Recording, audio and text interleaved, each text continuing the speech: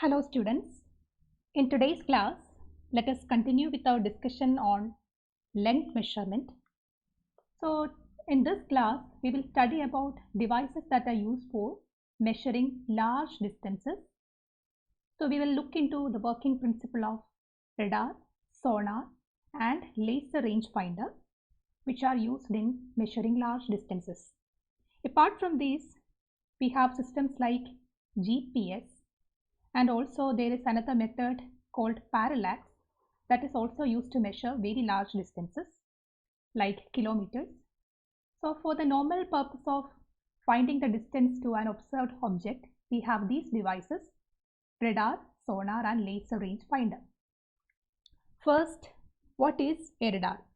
Radar stands for radio detection and ranging. Radio detection and ranging. So as the name suggests, this method uses powerful radio waves in order to find the distance to an object. So radio waves is a kind of electromagnetic wave, EM wave, of a particular frequency. They have large wavelengths and hence they can propagate through the space without getting reflected or without meeting an object or without getting scattered. And in a radar, normally we have a transmitter which will produce the electromagnetic wave. A duplexer is there. A duplexer is a device that arranges for a two-way communication. It can arrange for the transmission of the radio wave as well as it can arrange for the reception of the radio wave. So through an antenna, we propagate this radio wave out into the space directed at any particular object. It will get reflected by the large distance object and will get back to the antenna itself. So this antenna should act like both a transmitter and a receiver. It should be able to send out radio waves as well as it should be able to receive the radio waves that is getting reflected from the object. Now this reflected radio wave is received by this antenna. It is being processed by the receiver and finally we will have a display system which will display what is there. So reflection of radio wave is the working mechanism behind a radar. Now let us calculate the basic equation that we could use in a radar. So we know the basic equation is always distance is equal to velocity into time. So in this case, the particular radio wave that is being sent out from the antenna has to travel 2 times the distance, right? If d is the distance between the antenna and the object, then 2d is the distance traveled by our radio wave.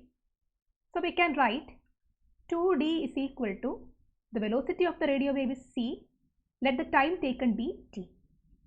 So this implies d is equal to c into t by 2. So if we measure the time between the emission of the radio wave and the reception of the radio wave, then we could actually calculate the distance between the antenna and the observed object just by knowing the speed of light alone.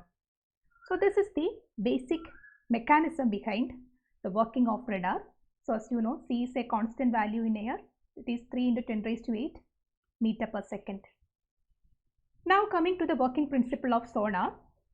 The working mechanism is somewhat similar to radar itself. In a sonar, we use sound waves instead of radio waves. So sonar stands for sound navigation and ranging.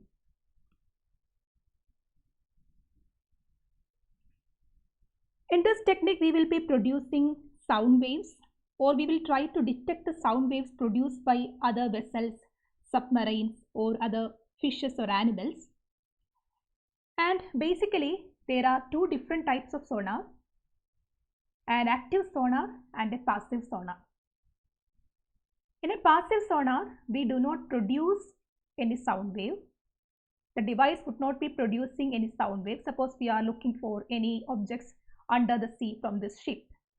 If we are using a passive sonar, we will just look at the sound waves that are produced by other submarines or vessels.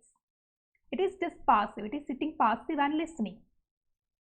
Whereas in an active sonar, the sonar device will be producing sound waves, and these sound waves will be reflected by other surfaces like the floor of the ocean or other submarines, and will be reflected back to the device itself, thus getting a message of the object. So passive sonar is simply listening to other sound waves made by vessels and other active sonars, whereas an active sonar will produce sound waves and will try to get the reflected wave or the echoes, we could call them, back from the object or the hindrances. This sonar is specifically used mostly in underwater observation, in submarines, to measure the depth of the sea, to find objects in the sea and so on. This is easily used in seawater and other deep underwater cases, because as you know, we cannot propagate light easily through this medium. Light will be scattered more. In this case, we can use sound waves, and specifically a range of frequency of sound waves are used from infrasonic sound to ultrasonic sound are used. Those which we can hear below the frequency and above the frequency, all these are used in order to detect objects underwater as well as in air. Sometimes sonar is also used for locating objects in the air too. Now, in the case of an active sonar, as we have mentioned, it will be producing sound wave. So we could actually schematically represent it like this. We have a sender or a receiver, and this, we can also call this as sonar projector. So this part will produce sound waves in the suitable frequency in the infrasonic or in the ultrasonic range, and this wave will be propagating through the air or water or through the medium, and this will get reflected by the object, and the reflected wave will travel back and will be received by the receiver. So if we know the time taken between this transmission of signal and the reception of the signal, then we can calculate this by using the equation 2d equal to velocity of sound into time taken, or d equal to velocity of sound in the medium into t by 2. So instead of c, velocity of sound, we have velocity of light, we have velocity of sound here, because in sonar we use sound waves. Now in the active sonar, this created pulse of sound is often called ping. The sound wave that is sent out is often called ping, and the sender or receiver is often called sonar projector. Basically, a sonar projector consists of three parts.